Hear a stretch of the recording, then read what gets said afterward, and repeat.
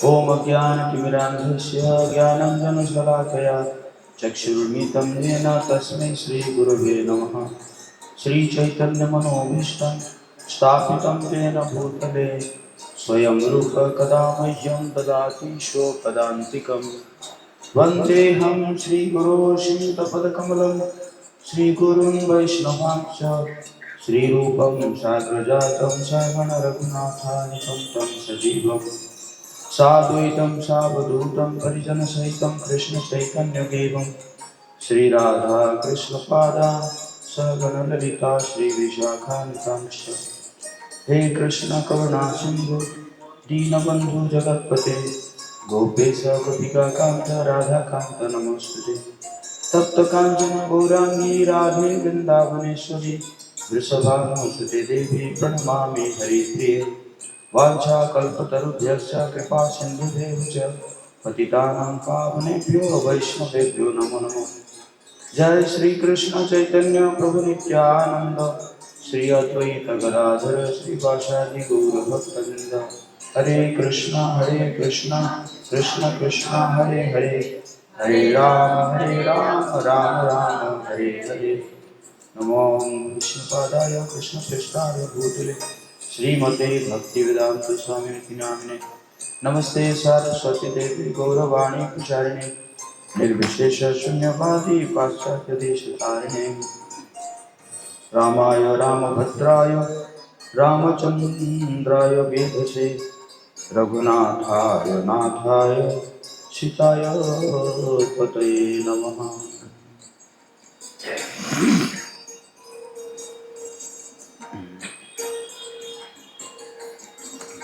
बोलो जय श्री राम। तो सबसे पहले हमारे गोस्वामी तुलसीदास जी कहते हैं,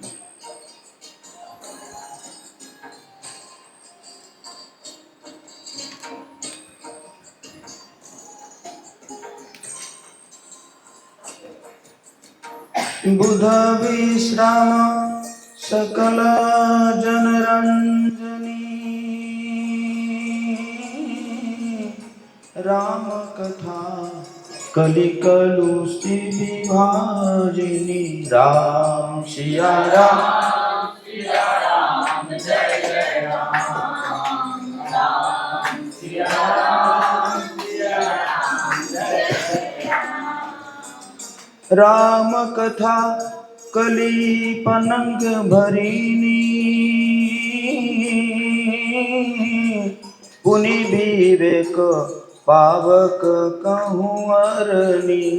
राम सिया राम जय जय राम, राम सिया राम जय जय राम। राम कथा कली काम जगाई सूरज सजीवनी मूरी सहाई। राम सिया राम जय जय राम, राम सिया राम जय जय राम। सोई वसुधा तल सुधा तरंगिनी भय भंजनी भ्रम भेक भुआंगिनी। राम सिया राम जय जय राम, सिया राम जय जय राम। तो गोस्वामी तुलसीदास जी कहते हैं कि राम कथा जो है वो पंडितों को विश्राम देने वाली है और सब मनुष्य को प्रसन्न करने वाली और कलियुग के पापों को नाश करने वाली है। राम कथा कलियुग रूपी सांप के लिए मोरनी है। आप जानते हैं मोर जो है सांप खाती है ना। और विवेक रूपी अग्नि के प्रकट करने के लिए अरणी है, अर्थात इस कथा से ज्ञान की प्राप्ति होती है। राम कथा कलयुग में सब मनोरथ को पूर्ण करने वाली कामधेनु गो है और सज्जनों के लिए सुंदर संजीवनी जड़ी है। पृथ्वी पर यही अमृत की नदी है जन्म मरण रूपी भय का नाश करने वाली और भ्रम रूपी मेढकों को खाने के लिए सर्पिणी है। बोले राम कथा महामहोत्सव की। तो सुबह हम चर्चा किए थे कि अब राम लक्ष्मण वाल्मीकि के विश्वामित्र के जो यज्ञ है, उस यज्ञ में जो मारीच सुबाहु जो विघ्न डाल रहे थे, तो उस विघ्न को उन्होंने विनाश किए। मारीच और सुबाहु, मारीच को तो एक तीर से मॉरिशस पहुंचा दिए और सुबाहु को जो है मार दिए, निधन हो गया सुबाहु का। तो उसके बाद फिर जब भगवान राम वाल्मीकि विश्वामित्र और सभी ऋषियों को पूछते हैं कि अब हमारी सेवा क्या है, कि इसी सेवा के लिए तो हम आए थे, तो वहाँ के जो ऋषि थे विश्वामित्र के साथ, वो सब कहते हैं कि हम सब मिथिला जा रहे हैं, जनकपुर, जहाँ पे एक बहुत बड़ा यज्ञ होने वाला है और तो वहाँ पे एक धनुष यज्ञ होने वाला है, शिव धनुष है वहाँ पे। और इसके बाद फिर तो अगर आप लोग जाना चाहते हैं तो आप चल सकते हैं। तो धनुष के बारे में भी वहाँ पे वर्णन करते हैं कि वो शिव धनुष है, शिव जी ने पहले देवव्रत को उसको उस धनुष को दिए थे। तो भगवान राम लक्ष्मण दोनों राजी हो जाते हैं और उन ऋषियों के साथ चलने लगते हैं सिद्धाश्रम से। सिद्धाश्रम जो है वो विश्वामित्र का आश्रम था। तो इसी प्रकार चलते चलते सोन नदी के तट पर पहुंचते हैं और वहाँ पे रात बिताते हैं। और उसके बाद फिर आगे और जब जाते हैं तो फिर एक जगह में विश्वामित्र, सब जगह में भगवान हालांकि सब कुछ जानते हैं, फिर भी उत्सुक होकर वो हमेशा विश्वामित्र को पूछते रहते हैं कि ये जगह क्या है, ये जगह क्या है, इस जगह का महत्व क्या है। तो विश्वामित्र आगे जाकर गंगा जी का अवतरण के बारे में भगवान राम जी को बताते हैं और उसके बाद फिर कार्तिकेय कैसे जन्म हुए उसके बारे में बताते हैं। उसी प्रकार जाते जाते शाम तक एक नगर में पहुंचते हैं, शहर में, जिसका नाम था विशाल शहर। और विशाल शहर के जो राजा सुमति, उनका भगवान जी को और सारे ऋषियों को स्वागत करते हैं। और इसी प्रकार दूसरे दिन चलते चलते मिथिला के सीमांत प्रांत पर पहुँचते हैं। वहाँ पर भगवान राम ने एक निर्जन आश्रम देखे और आश्रम देखने के बाद पूछे कि महर्षि ये कौन सा आश्रम है। तो फिर विश्वामित्र कहते हैं कि ये जो है पहले गौतम जी का आश्रम था और गौतम जी और अहल्या इस जगह में रहते थे। तो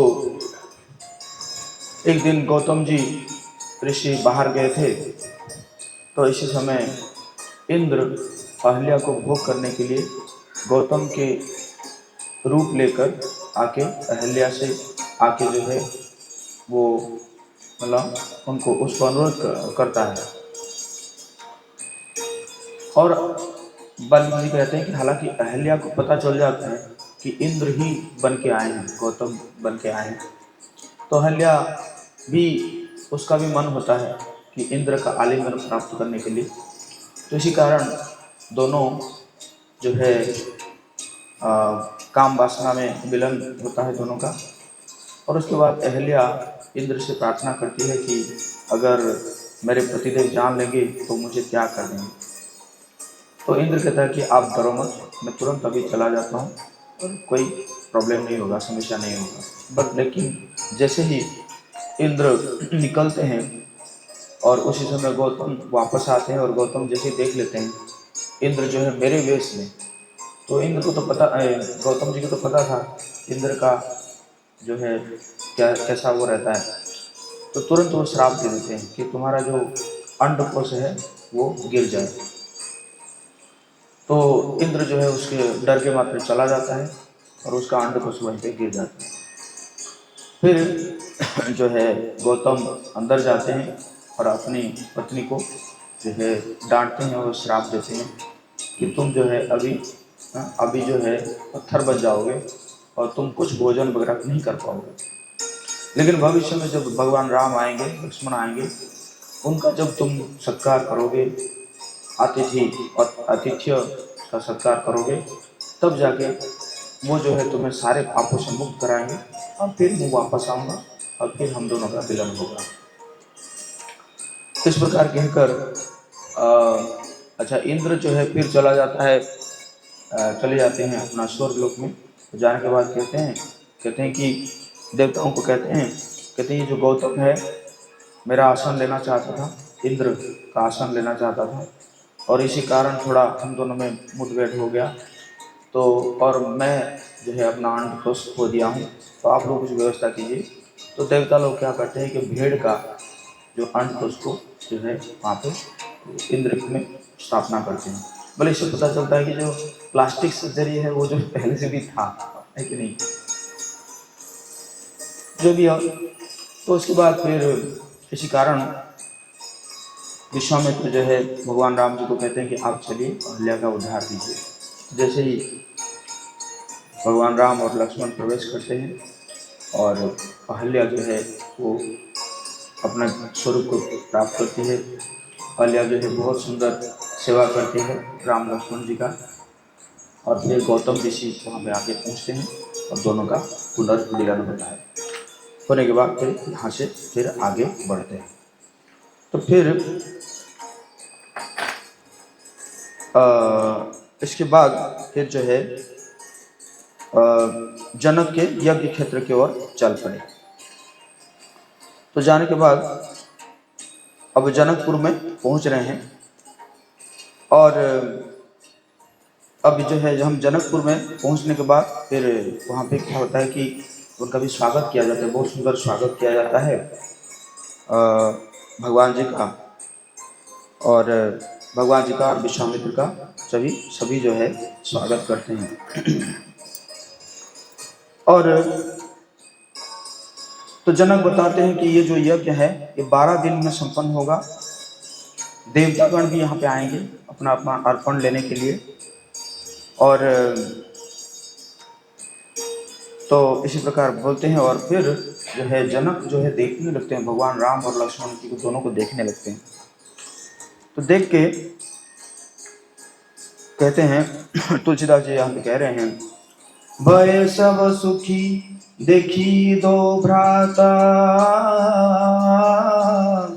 बारी विलोचना पुलकित गाता।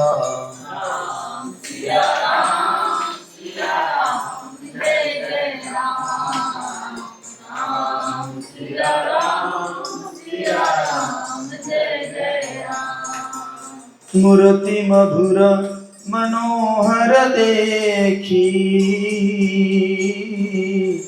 भयहु विदेहु विदेहु बेशेषी।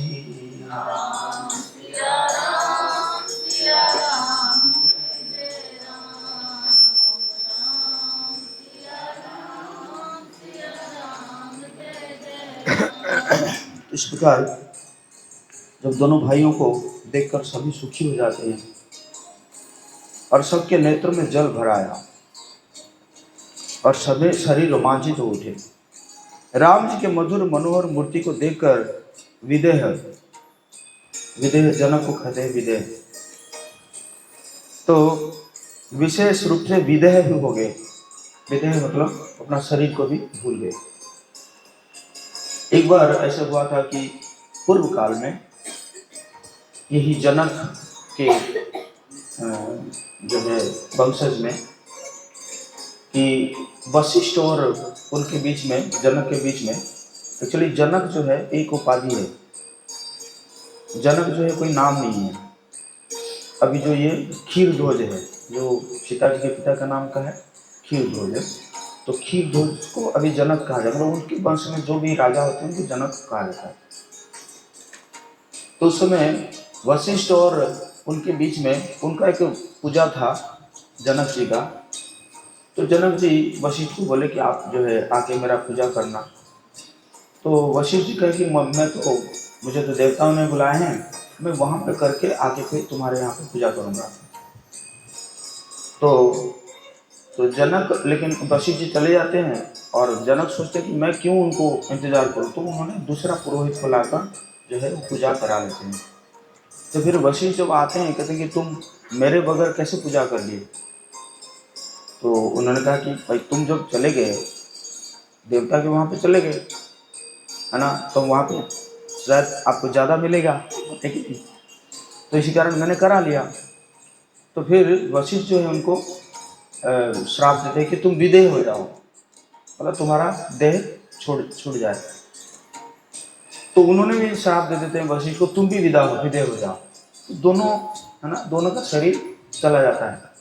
लेकिन वशिष्ठ को कैसे भी करके उनका जो है वो कलश में रखा जाता है, फिर उसके बाद उनको वापस लाया जाता है।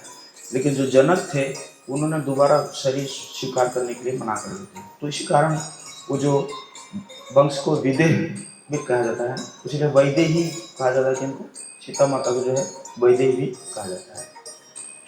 तो यहाँ पे कह रहे हैं कि जो विदेह है वो असली में विदेह हो गए जब भगवान राम को वो देखते हैं।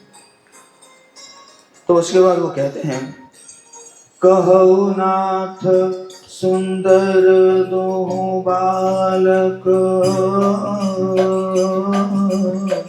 मुनि कुल तिलक की नृप कुल पालक।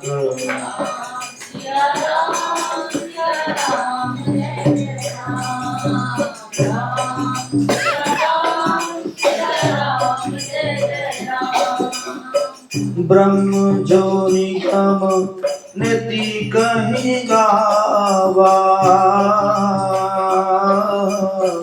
उभय वेश धरी की सोयावा।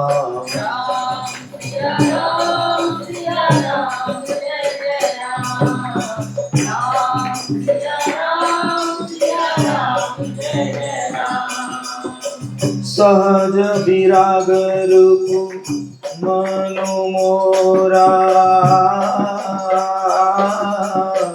थकित होत जेहि चंद चकोरा।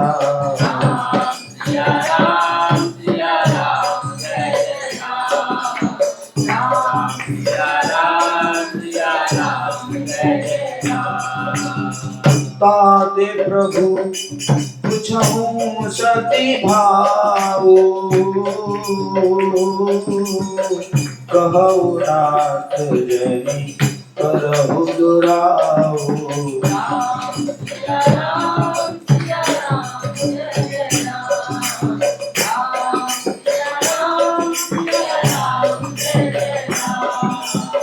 तिन्हि विलोकित अति अनुरागा, बरबस ब्रह्म सुख ही मन त्यागा।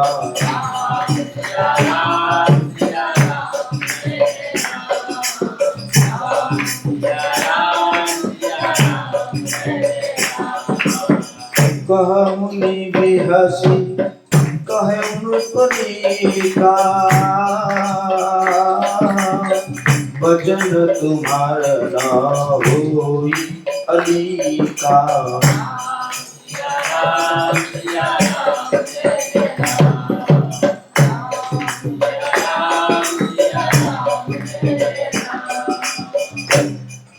तो जनक जी कहते हैं, हे नाथ कहिए, ये दोनों सुंदर बालक मुनि कुल के आभूषण हैं या किसी राजवंश के पालक, अथवा जिसका वेदों ने नेति कहकर गान किया है, कहीं वो ब्रह्म तो युगल रूप धरकर नहीं आए हैं। मेरा मन जो स्वभाव से ही वैराग्य रूप हुआ है, इस तरह मुग्ध हो रहा है जैसे चंद्रमा को देखकर चकोर। हे प्रभु, इसलिए मैं आपसे सत्य भाव से पूछता हूँ, हे नाथ बताइए, छिपाओ न कीजिए। इस प्रकार जनक जी विश्वामित्र को पूछ रहे हैं और फिर कह रहे हैं, इनको देखते ही अत्यंत प्रेम के वश होकर मेरे मन ने जबरदस्ती ब्रह्म सुख का को त्याग कर दिया है। मुनि ने हंसकर कहा, हे राजन, आपने ठीक ही कहा है, आपका वचन मिथ्या नहीं हो सकता। ये तो फिर बोले कि ये रघुकुल मणि महाराज दशरथ के पुत्र है और मेरे हित के लिए राजा ने इन्हें मेरे साथ भेजा है। फिर राजा ने कहा, मुनि तब चरण देखी कहराऊ,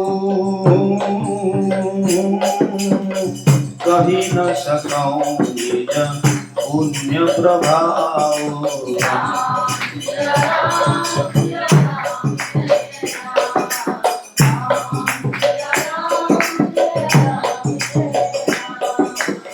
सुंदर श्याम गौर दो भ्राता, आनंद के आनंद दाता।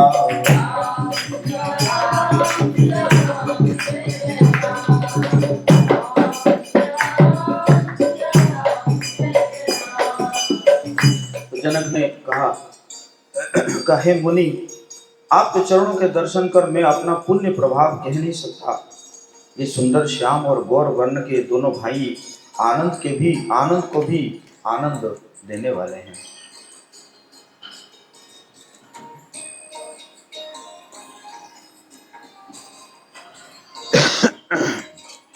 इनकी आपस में प्रीति बड़ी पवित्र और सुहावनी है। वो मन को बहुत भाती है। शरीर पुलकित हो रहा है और हृदय में बड़ा उत्साह है भगवान को देखने के लिए, देखते ही। तो अब तो जनकपुर में पहुंच गए। अब ऋषि मुनि सब है और राम लक्ष्मण दोनों भी है साथ में। लेकिन थोड़ा शहर में पहुंचते हैं तो किसी जगह में पहुंचते हैं तो देखने के लिए मन करता है कि नगर थोड़ा भ्रमण किया जाए, यहाँ पे क्या क्या है देखा जाए। तो लक्ष्मण जी बहुत चाहते हैं कि थोड़ा जाए और क्या करें, थोड़ा दर्शन करें।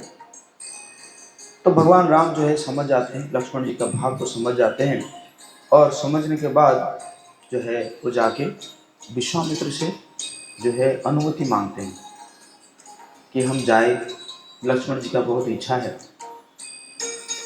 तो विश्वामित्र बहुत प्रसन्न होते हैं और प्रसन्न होकर कहते हैं, सुनी मुनि सु कह बचन सप्रीति, कसन राम तुम राखहु नीति।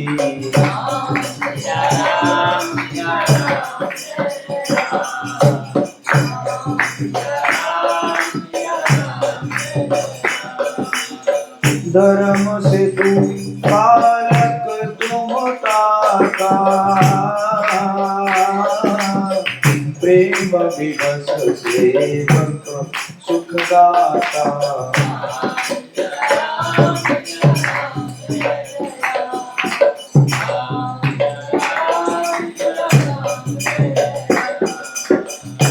यह सुनकर मुनीश्वर विश्वामित्र जी ने प्रेम सहित वचन बोले, कहे, हे राम, तुम नीति की रक्षा कैसे ना करोगे। भगवान जो है मर्यादा पुरुषोत्तम है, सभी मर्यादा को रखते हैं और जो है मर्यादा को पालन करते हैं। हालांकि भगवान स्वतंत्र है भगवान, लेकिन फिर भी मर्यादा को पालन करते हुए क्या कर रहे हैं, विश्वामित्र से जाके अनुमति मांग रहे हैं। तुम धर्म की मर्यादा का पालन करने वाले और प्रेम के वशीभूत होकर सेवकों को सुख देने वाले हो। तो अब अनुमति मिल गया तो दोनों जाते हैं दर्शन करने के लिए जनकपुर में। और जैसे ही जाते हैं सब लोग देख के जो है एकदम आनंदित हो जाते हैं, दोनों को देख के, दोनों भाइयों को देख के। और कैसे वसन कैसे पहने हैं, पीत बसन परिकर कटी भाता, चारु चाप सर सोहत हाथा।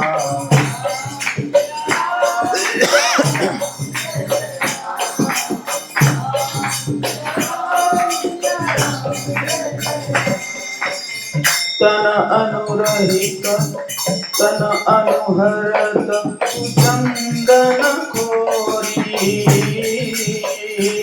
श्यामल गौर मनोहर जोरी।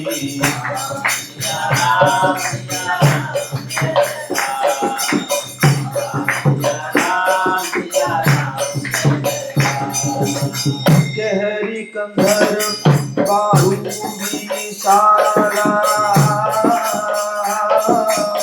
पुर अति रुचिर नागमणि माला।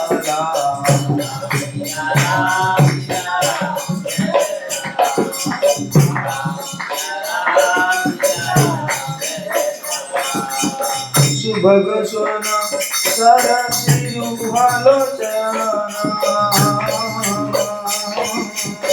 वदन मयंक तापत्रयमोचन।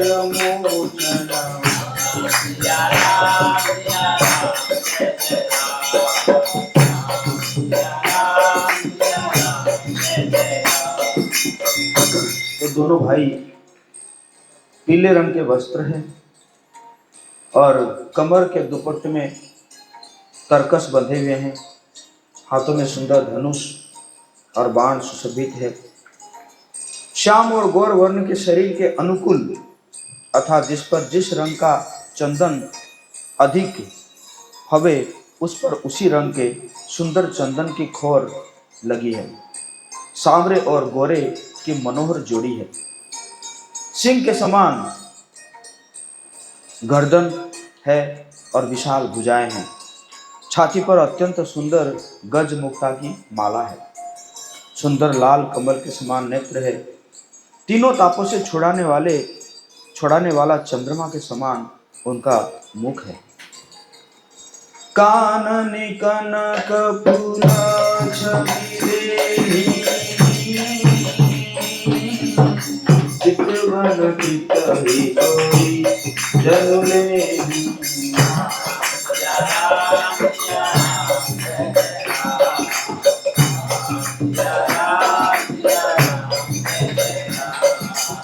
चितवनी चारु मुकुटि बर बांकी, तिलक रेखा शोभा जनु चांकी।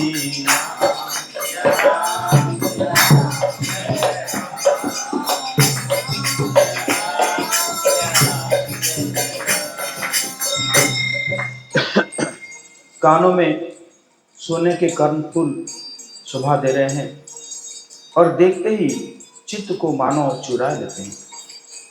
उनके चित्तवन बड़ी मनोहर है और भौहें तिरछी एवं सुंदर है। तिलक की रेखाएं ऐसा सुंदर है कि मानो शोभा पर मुहर लगा दी गई है। अब पूर्ववासियों ने यह समाचार पाया कि दोनों राजकुमार नगर देखने के लिए आए हैं। तब वे सब घर बार और सब काम काज छोड़कर ऐसे दौड़े मानो दरिद्री खजाना लूटने दौड़ रहे हैं। जैसे दरिद्र को कुछ कोई खजाना मिल जाए तो दौड़े, तो उसी प्रकार से दौड़ने लगे। स्वभाव से सुंदर दोनों भाइयों को देखकर वे लोग नेत्रों का फल पाकर सुखी हो रहे हैं। युवती स्त्रियां घर के झरोखे से लगी हुई प्रेम सहित श्री रामचंद्र जी के रूप को देख रही है। वे आपस में बड़े प्रेम से बातें कर रही है। हे सखी, इन्होंने करोड़ों कामदेवों की छवि को जीत लिया है। देवता, मनुष्य, असुर, नाग और मुनियों में से ऐसी शोभा तो कहीं सुनने में भी नहीं आती। कहूँ सखी अस को तनुधारी, जो न मोह रूप निहारी।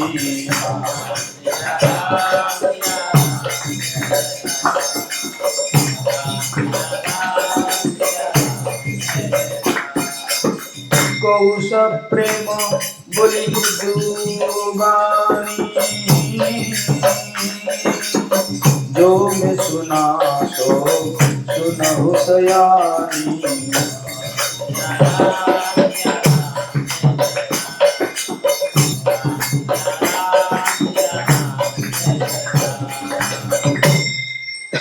तो कह रहे हैं, हे सखी, कहो तो ऐसा कौन शरीरधारी होगा जो इस रूप को देखकर मोहित न हो जाए।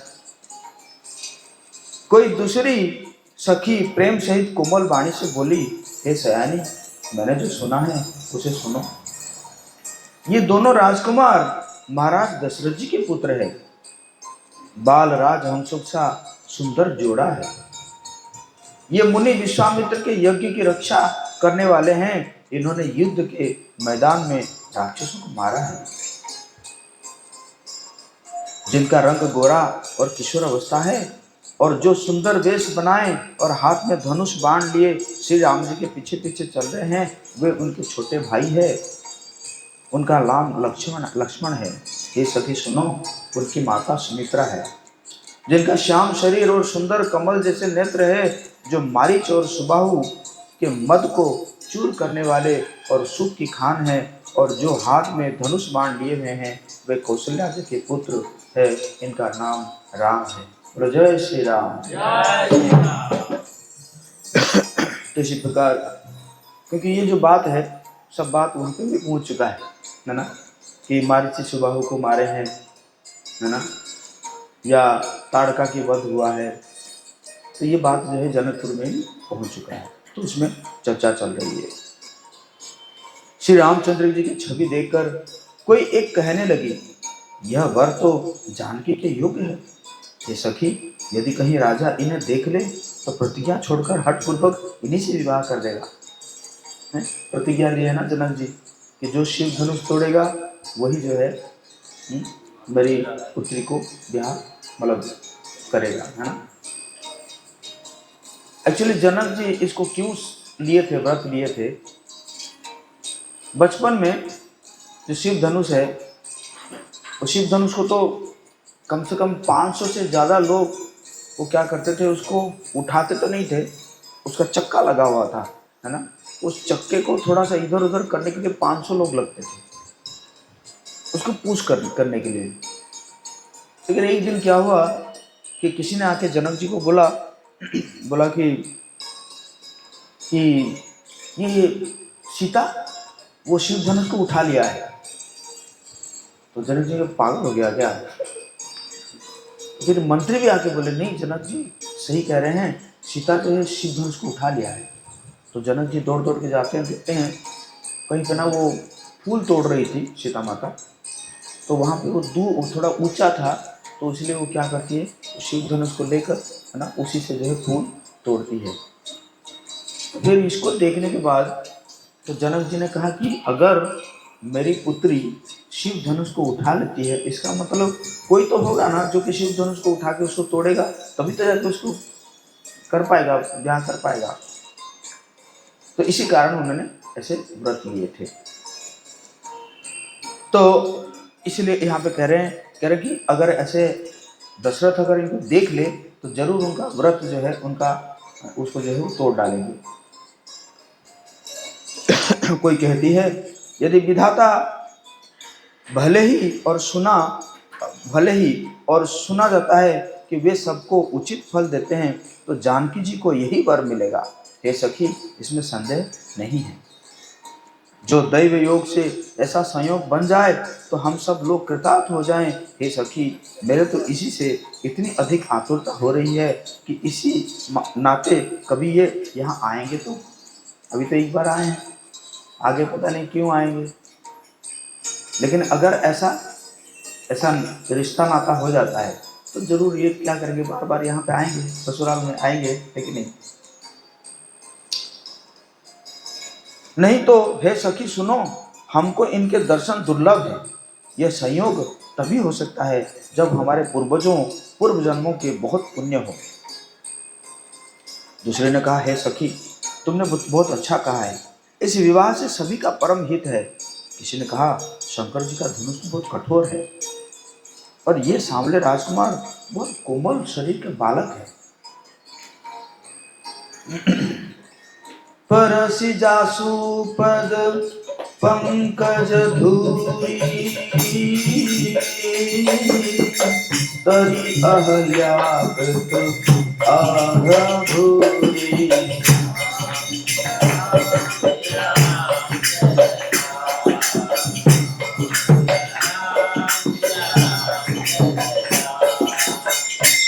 रही बिनु सीधनु तोरे, यह प्रतिदीप पारी हरि हो न भोरे।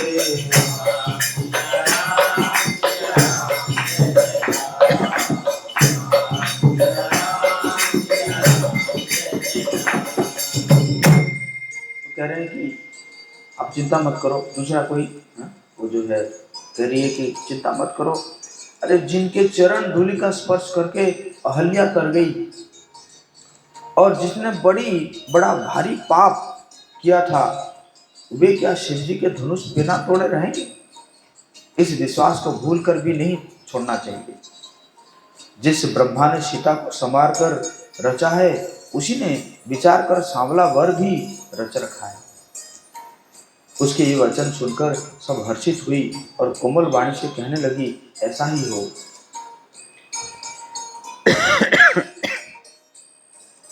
तो इसी प्रकार जो है तो थोड़ा राम लक्ष्मण गए, मंच देखने के लिए गए, कहाँ पे जो शिव धनुष तोड़ा जाएगा। तो वहाँ देखे कि बहुत सुंदर मंच था, बड़े बड़े सोने के बड़े बड़े मंच बने हुए थे, और वहाँ पे कुछ बालक थे, तो वो भी जो है भगवान जी को देखे तो बहुत मोहित हो गए, और वो बहाना बनाकर भगवान जी को हमेशा वो टच करते थे, है ना, छूते थे, भगवान जी को छू रहे थे और पुलकित हो रहे थे। तो इसी प्रकार करते करते जो है वापस आए और रात हो गई थी। तो भगवान जो है विश्वामित्र का चरण दबाते हैं, और विश्वामित्र के चरण दबाते हैं, चरण दबाते दबाते फिर विश्वामित्र कहते हैं कि आप दोनों जाइए, सो जाइए। तो फिर भगवान राम और लक्ष्मण जाते हैं। फिर अब जो है लक्ष्मण जी क्या करते हैं, भगवान जी का चरणों को लेकर अपने छाती में रखकर मुझे उनको चरण दबाते हैं। तो कुछ समय के बाद भगवान भी कहते हैं कि अब तो सो जाओ। तो फिर वो लक्ष्मण जी क्या करते हैं, उन्हीं के चरण को छाती में रखकर लक्ष्मण जी सो जाते हैं।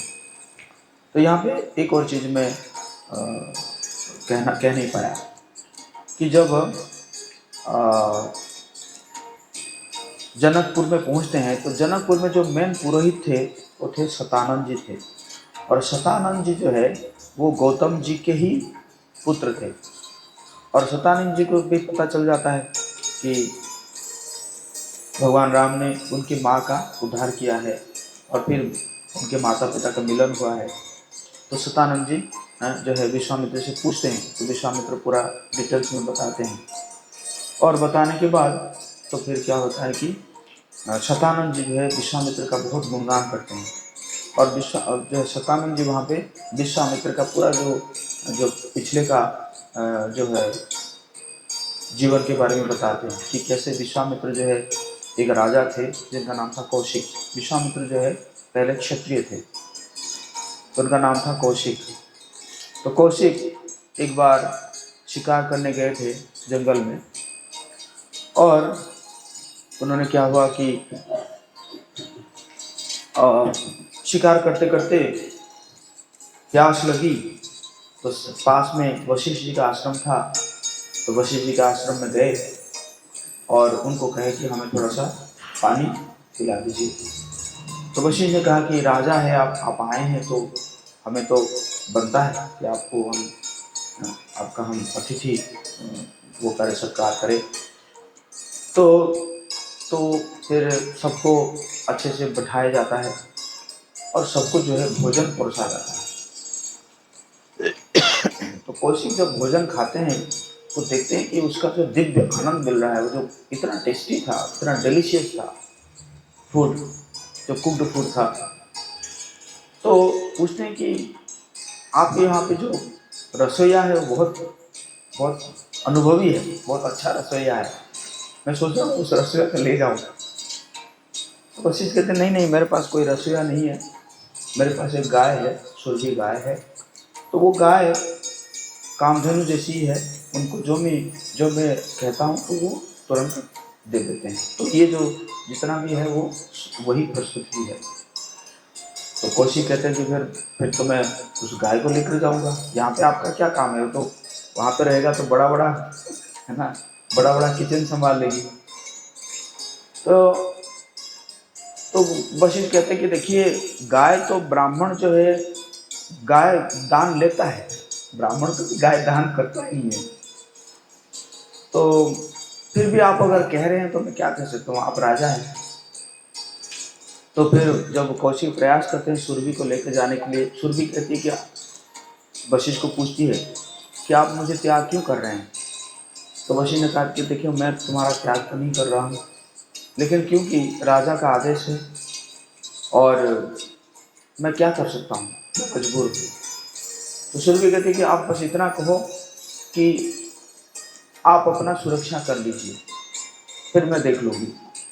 तो वशिष्ठ जो है उस सुरभि को कहते हैं कि आप अपना सुरक्षा कर लीजिए। इतना कहते ही सुरभि जो है अपने शरीर से बहुत सारे दिव्य सैनिकों को प्रकट करती है और सारे सैनिक जो है वो कौशिक के सारे सैनिकों को मार डालते हैं और कौशिक जो है डर के मारे भाग जाते हैं। तो फिर कौशिक सोचते हैं कि अरे, इसका मतलब ब्राह्मण जो है ज़्यादा शक्तिशाली है क्षत्रिय से, तो मुझे जो है ब्राह्मण बनना है। तो जाके तपस्या करने लगते हैं, शिव जी को पहले तपस्या करने के प्रयास करते हैं प्रसन्न करने के लिए। 1 साल लगभग शिव जी को प्रसन्न करने की तपस्या करते हैं। शिव जी प्रसन्न प्रकट होते हैं, कहते हैं कि मुझे बहुत दिव्य अस्त्र चाहिए, मुझे वशिष्ठ के साथ लड़ाई करना है।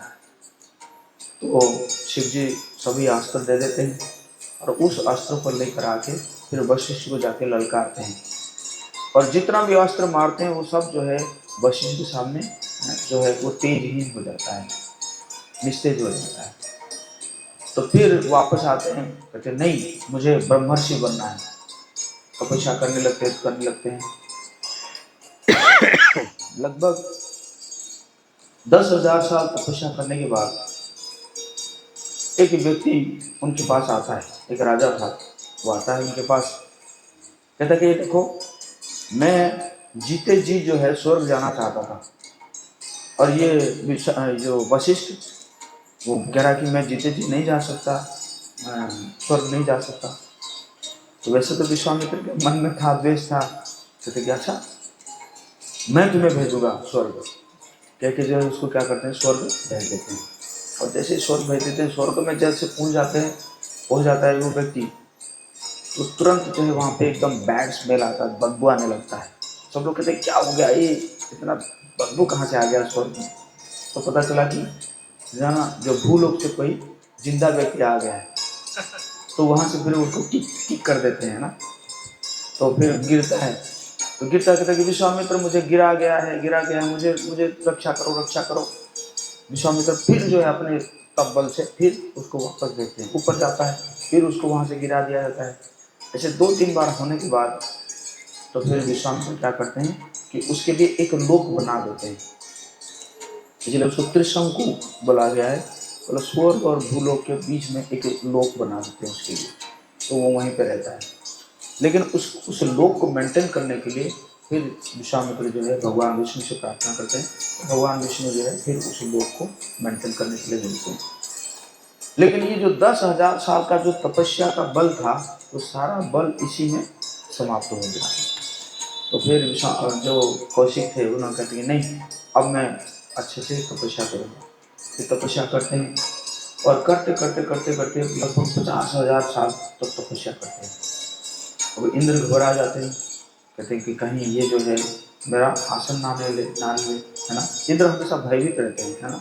मतलब अमृत पीने के बाद भी इंद्र क्या रहते हैं, भयभीत रहते हैं, अपने आसन ना चला जाए।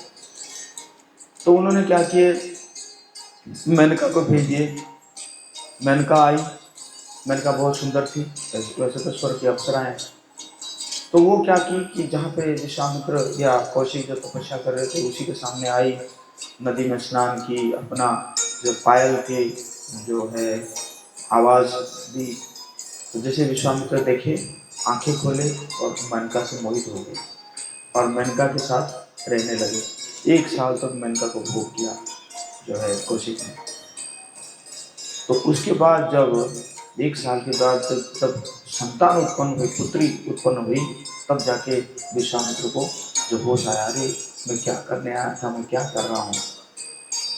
और जो मेनका देखी कि अब तो जो है श्राप दे देंगे ये, तो मेनका तुरंत भाग गई कहाँ, स्वर्ग। अब रह गई कौन, शकुंतला। तो रह गई फिर शकुंतला को जो है फिर और किसी को दिए जो उसको पालन करने के लिए। फिर विश्वामित्र चले गए तपस्या करने के लिए। फिर लगभग 10,000 साल तक तपस्या किए। फिर इंद्र ने भेज दिया किसको, रंभा को। रंभा आई, तो रंभा आई तो विश्वामित्र को क्रोध आ गया। फिर रंभा को क्या बना दिए, पत्थर बना दिए। तो उससे फिर वही जो 10,000 साल का तपस्या फिर खत्म हो गया। तो फिर उसके बाद फिर और दोबारा फिर तपस्या किए और उसके बाद फिर आखिर में उनका परीक्षा लिया गया। और फिर महर्षि वशिष्ठ ही आके उनको बोले कि अब जो है आप ब्रह्मर्षि बन चुके हैं। मतलब विश्वामित्र ऐसा है कि जो कि क्षत्रिय से क्या बने थे, ब्राह्मण बने थे। तो इसके बारे में सतानंद जी जो है वो भगवान राम और सबको वहाँ पे अवगत कराते हैं। तो इसके बाद फिर जो है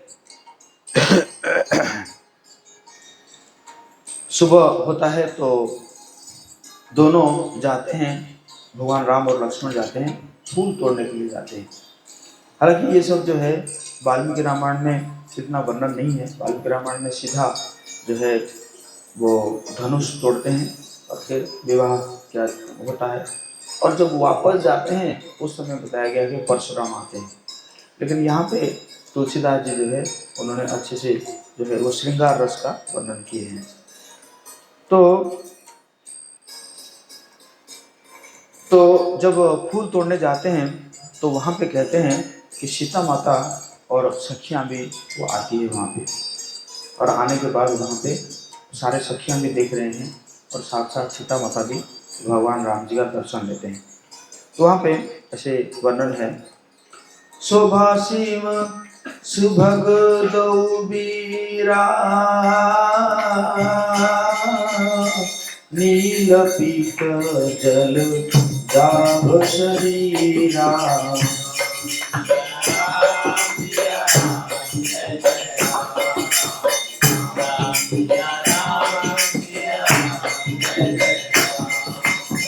मोर पंख सोहत नीके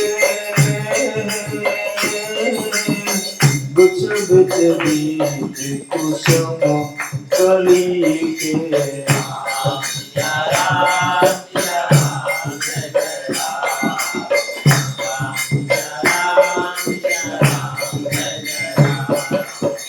बाल तिलक समबिंदु सुहाए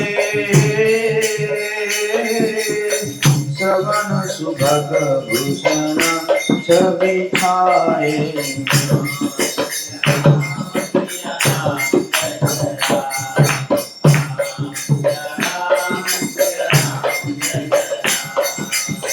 विकट भ्रुकुटी कछुबर मारे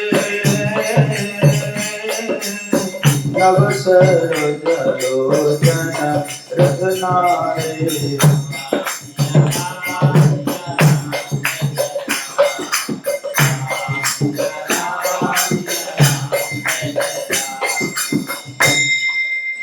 तो सखियां चर्चा कर रही है, सीता माता को बता रही है कि दोनों भाई शोभाओं की सीमा है।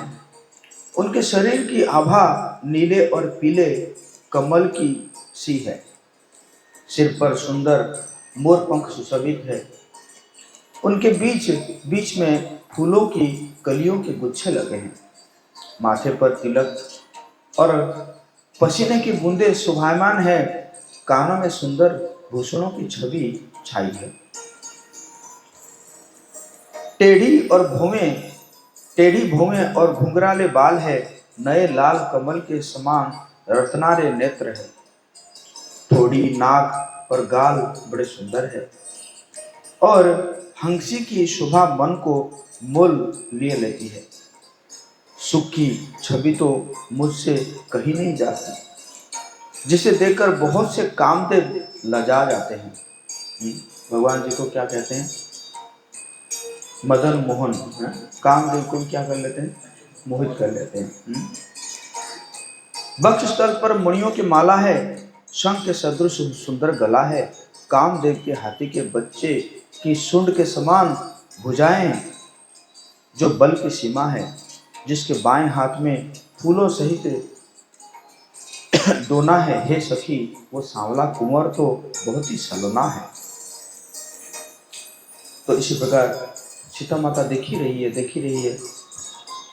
तो किसी ने कहा, कानों में कहा, गिरिराज जी का ध्यान तो फिर कभी कर लेना, इस समय तो राजकुमार को क्यों नहीं देख लेती। तो वो फिर सकुचा जाती है सीता माता। एक्चुअली किन को पूजा करने के लिए आए हैं?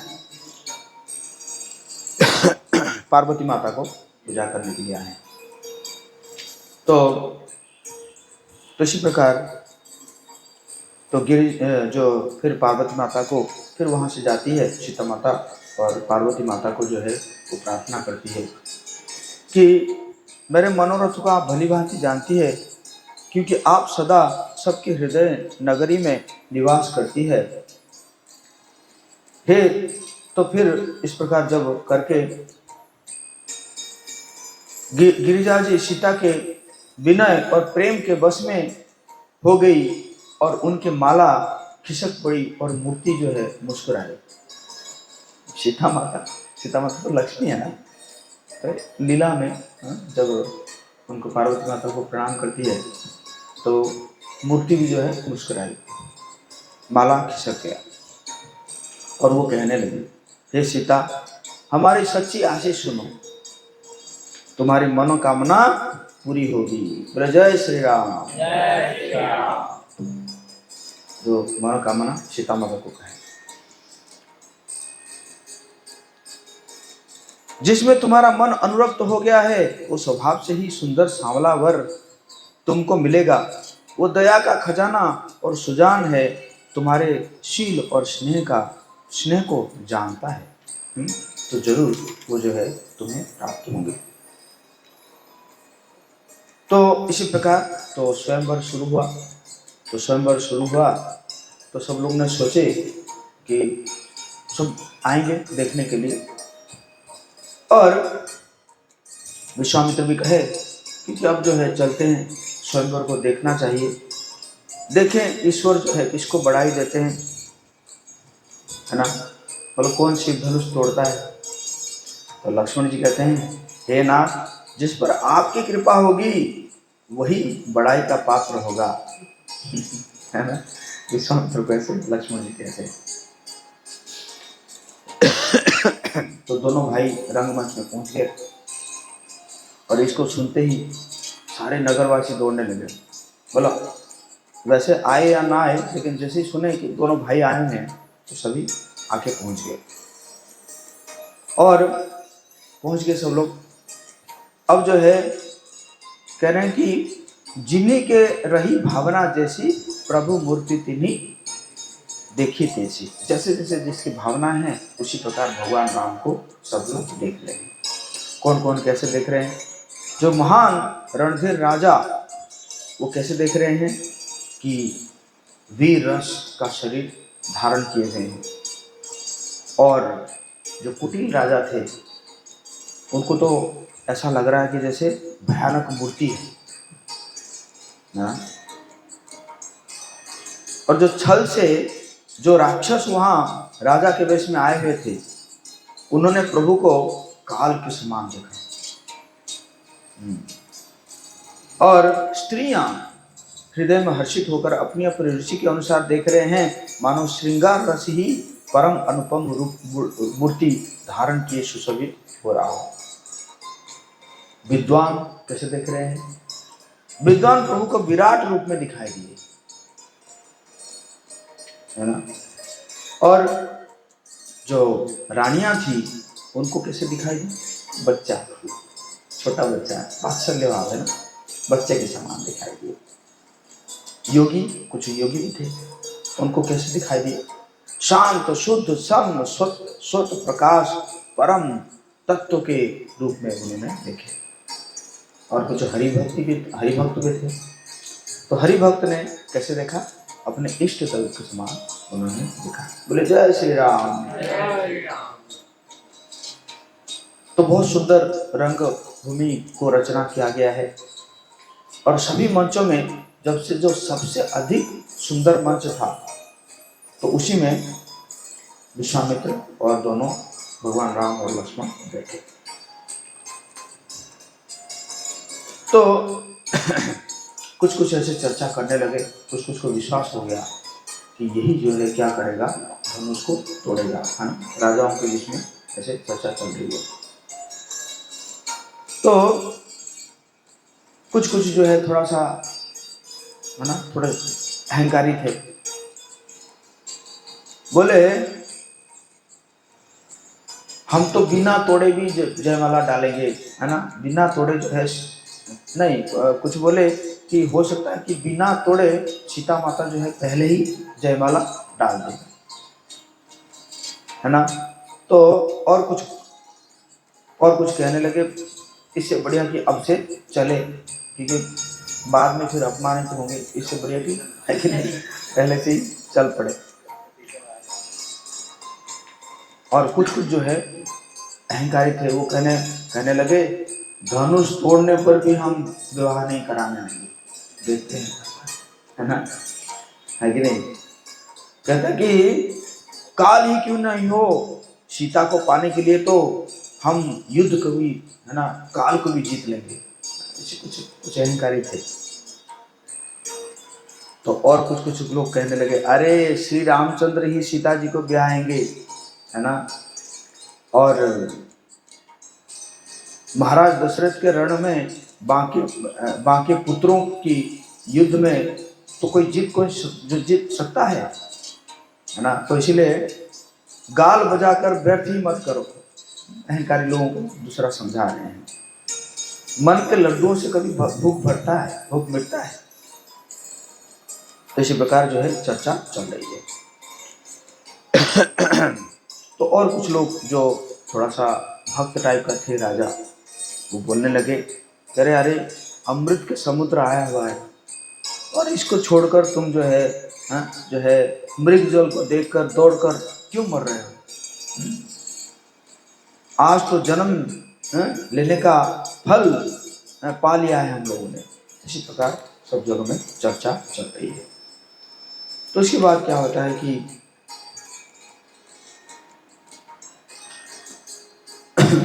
तो सीता माता आके पहुंचती है, सीता माता का वहाँ पे प्रवेश होता है और देवता लोग जो है हर्षित हो जाते हैं। हर्षि सुरन दुंदुभि बजाई,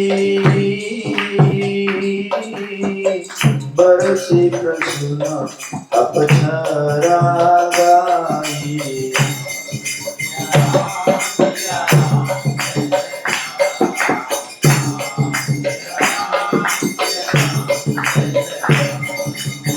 पानी सरोज शोभा जय माला, अब जट चितय सकल उजाला।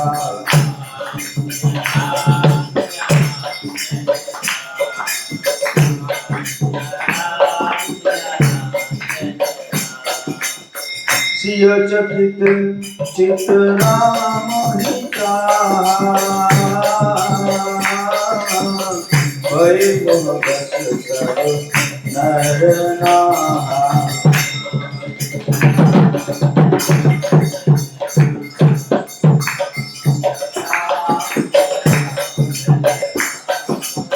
मुनि समीप देखे दो भाई,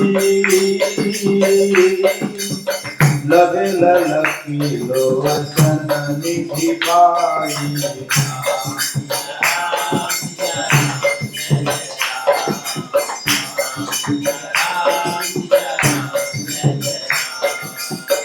तो जैसे सीता माता पहुंची,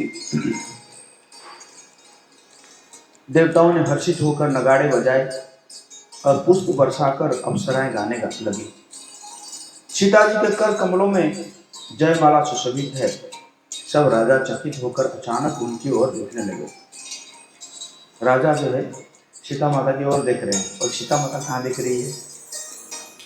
सीता जी चकित चित्त से श्री राम जी को देखने लगी तब सब राजा लोग मोह के वश में बस हो गए। सीता जी ने मुनि के पास बैठे हुए दोनों भाइयों को देखा तो उनके नेत्र अपना खजाना पाकर ललचाकर वही जा लगे, माना वहीं पे स्थिर हो गया। तो उसके बाद एक एक करके राजा आए। वैसे वैसे वैसे भगवान जी तो राजा के बस में नहीं आए थे ना, वो तो आए थे बस देखने के लिए, है नहीं। तो इसलिए सभी राजा आ रहे हैं एक एक करके आ रहे हैं और कर के चले जा रहे हैं, कोई हिला भी नहीं पा रहा है सिख धनुष को, है ना। तो कह रहे हैं सब राजा उपहास के योग्य हो गए, जैसे वैराग्य के बिना सन्यासी उपहास योग्य हो जाता है ना। कीर्ति विजय बड़ी वीरता सबको वे धनुष के हाथों बरबस हार कर चले गए। तो जनक जो है देखे कि जब सभी राजा की सारे निष्फल हो गए तो जनक जो है संताप करने लगे।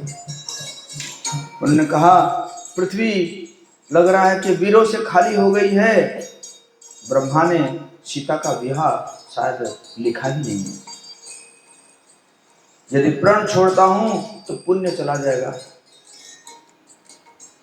और इससे बढ़िया की कन्या जो है वो कुंवारी ही रहे। इस प्रकार वे कहने लगे। तो लक्ष्मण जी को बहुत गुस्सा आया। तो लक्ष्मण जी कहते हैं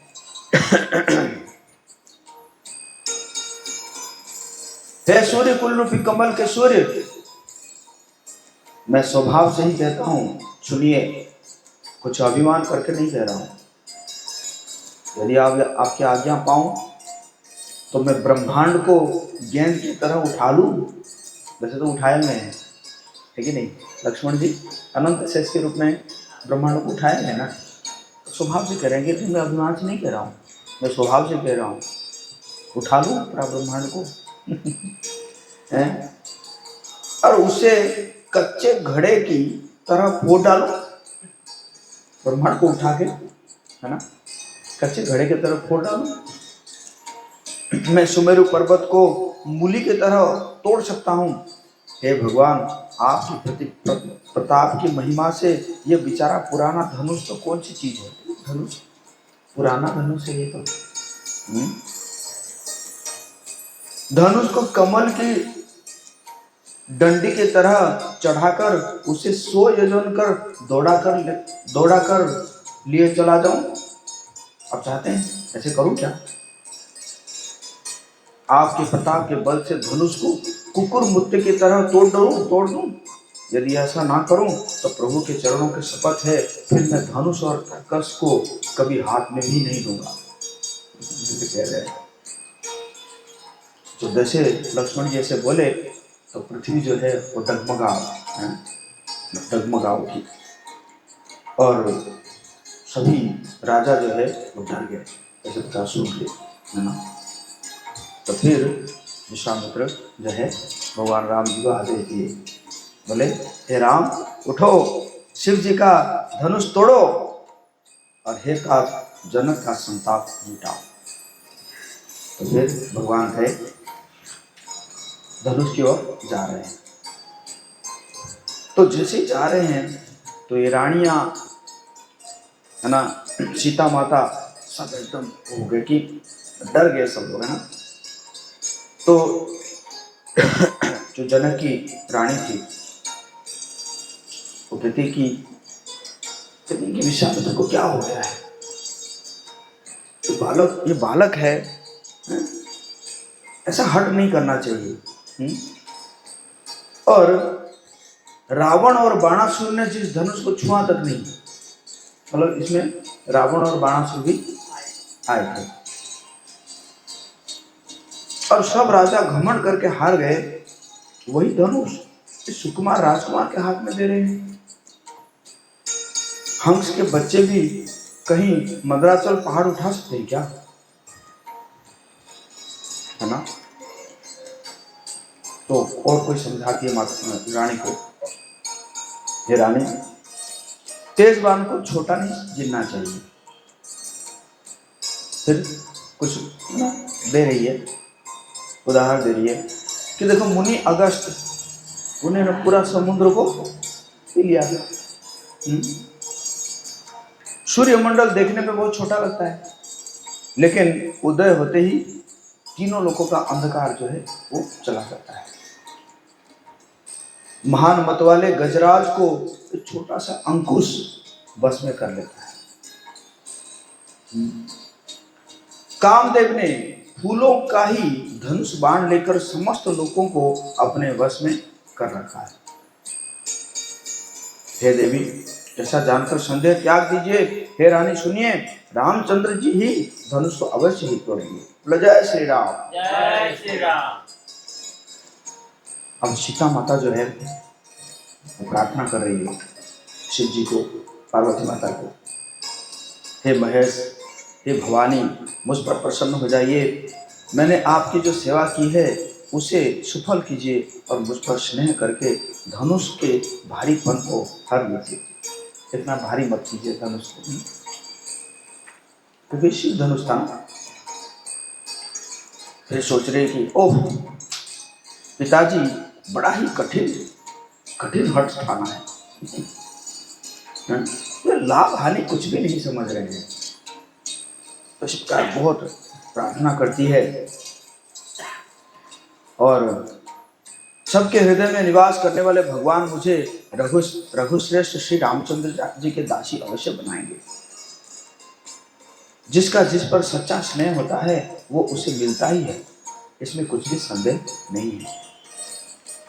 फिर कहते हैं कि हे दिग्गजों, हे कच्छप, हे शेष, हे वराह, धीरज धरकर पृथ्वी को थामे रहो, जिसमें यह हिलने ना पाए। श्री रामचंद्र शिव जी का धनुष तोड़ना चाहते हैं, मेरी आज्ञा सुनकर सब सावधान हो जाओ। तो भगवान जो है धीरे धीरे गए और सब लोग को देखे। तो फिर आखिर में सीता माता को देखे। तो सीता माता को जब देखे तो क्या देख रहे हैं, तो उन्होंने जानकी जी को बहुत ही विकल देखा। उनकी आंखों में है ना एकदम बहुत ही विकल देखा है। उनका एक एक क्षण कल्प के समान बीत रहा था। यदि प्यासा आदमी पानी के बिना शरीर छोड़ दे तो उसके मर जाने पर अमृत का तालाब भी क्या करेगा, ऐसे भगवान सोच रहे हैं। सारी खेती के सूख जाने पर वर्षा किस काम की, समय बीत जाने पर फिर पछताने से क्या लाभ। जी में ऐसा समझकर श्री राम जी ने जानकी जी की ओर देखा और उनका विशेष प्रेम लगकर वे पुलकित हो गए। गुरहि प्रणाम मनहि मन कीना, अकेला धर्म उठाई धनो लीना।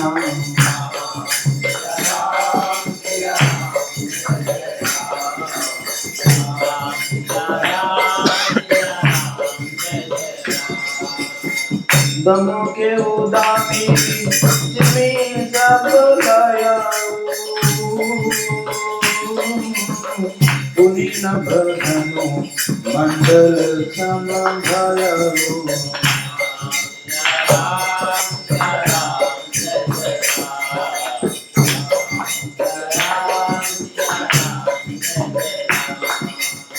लेत चढ़ावत खींचत गाढ़े, काहू न रखा देख सब ठाड़े।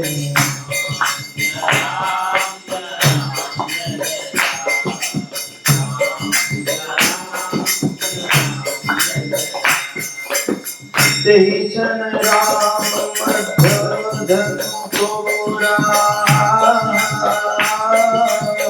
बड़े भुवन धुनि घोर कठोरा।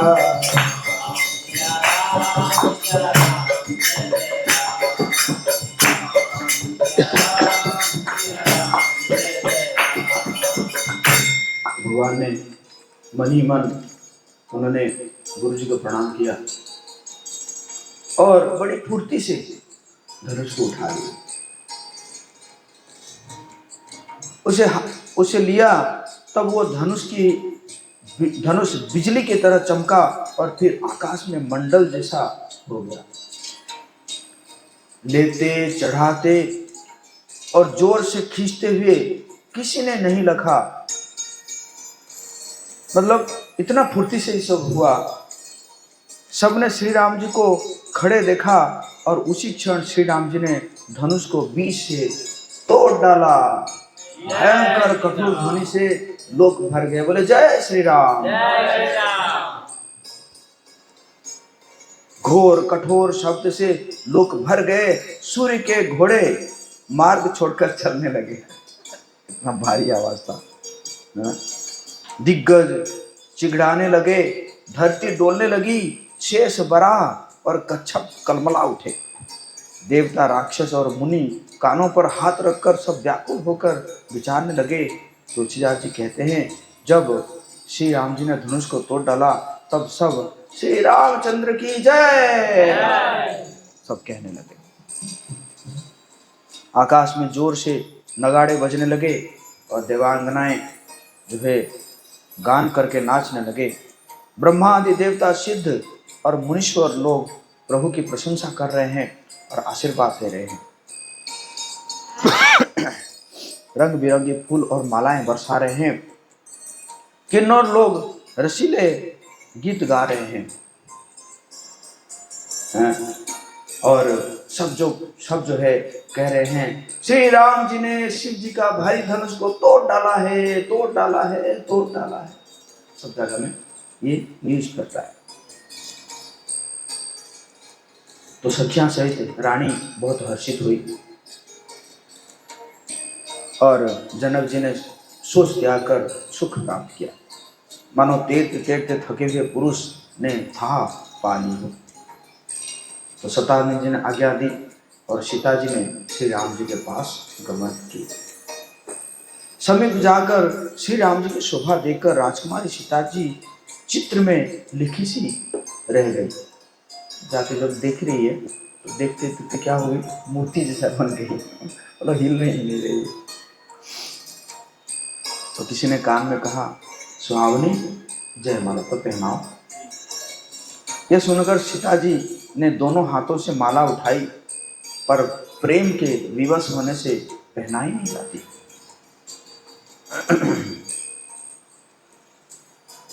तो फिर जयमाला जो है पहनाई। रघुनाथ जी के हृदय पर जयमाला देकर देवता फूल बरसाने लगे।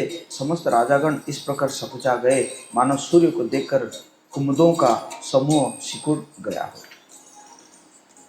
देवताओं की स्त्रियां नाचती गाती रही।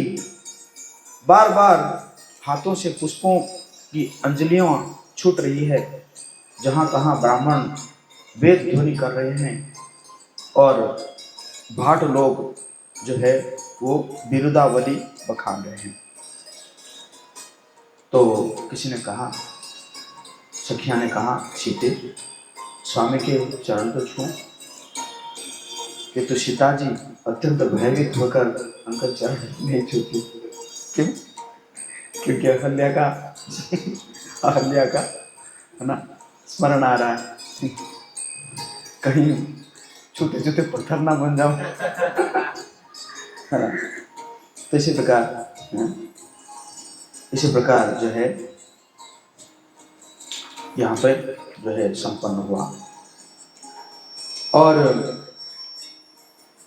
इसके आगे फिर हम कल करेंगे, कथा करेंगे। वैसे वाल्मीकि रामायण में वर्णन है कि वाल्मीकि रामायण में ऐसा वर्णन है कि स्वयंवर के बारे में वर्णन नहीं है। वो वर्णन है कि पहले से सभी आकर जो है वो हार के जा चुके हैं। और तो फिर जब विश्वामित्र आते हैं और राम लक्ष्मण आते हैं तो जनक कहते हैं कि आप जो है परीक्षा कर सकते हैं। तो राम जी उठा के तोड़ते हैं और उसके बाद विवाह होता है। दशरथ महाराज जी आते हैं, विवाह हो जाता है। और विवाह होने के जब रास्ते में जाते हैं तब जाके परशुराम आते हैं, क्रोध करके आते हैं, मिलते हैं। तो वाल्मीकि रामायण में ऐसा है। लेकिन यहाँ पे अभी जो है वो जो परशुराम आएंगे, तो परशुराम आएंगे तो बहुत सुंदर संवाद कल हम करेंगे, कल सुबह करेंगे, क्योंकि बहुत सुंदर संवाद है लक्ष्मण जी और उनके बीच में बहुत सुंदर संवाद है, तो वो कल हम करेंगे। हाँ, तो एक भजन गाकर हम विराम देंगे आज की कथा को।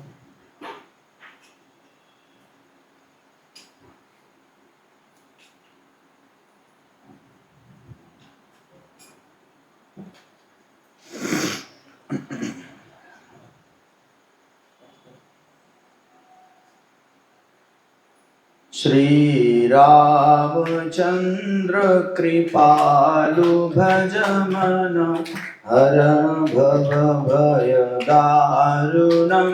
श्री रामचंद्र कृपालु भज मन हरण भव भय दारुणं। नव कंज लोचन कंज मुख कर कंज पद कंजारुणं। कंज लोचन कंज मुख कर कंज श्री राम श्री राम श्री राम श्री राम। कंदर्प अगणित अमित छविनव दीन नीरज सुंदरं। कंदर्प अगणित अमित छविनव दीन नीरज सुंदरं। पटपीत मनहम तरित शुचि शुचि नौमि जनक सुतावरं। पटपीत मानव तरित शुचि शुचि नौमि जनक सुतावरं। श्री राम श्री राम श्री राम श्री राम। भजुदीन बंधु दिनेश दानव दैत्य वंश निकंदनं। भजुदीन बंधु दिनेश दानव दैत्य वंश निकंदनं। रघुनंद आनंद कंद कौशल चंद दशरथ नंदनं। रघुनंद आनंद कंद कौशल चंद दशरथ नंदनं। श्री राम श्री राम श्री राम श्री राम। शिरमुकुट कुंडल तिलक चारु उदार अंग विभूषणं। शिरमुकुट कुंडल तिलक चारु उदार अंग विभूषणं। आजान भुज सर चाप धर संग्राम जित खर दूषणं। आजान भुज सर चाप धर संग्राम जित खर दूषणं। श्री राम श्री राम श्री राम श्री राम। इति वदति तुलसीदास शंकर शेष मुनि मनोरंजनम्। इति वदति तुलसीदास शंकर शेष मुनि मनोरंजनम्। मम हृदय कंद निवास कुरु कामादि कलदल गंजनम्। मम हृदय कंद निवास कुरु कामादि कलदल गंजनम्। श्री राम श्री राम श्री राम श्री राम श्री राम श्री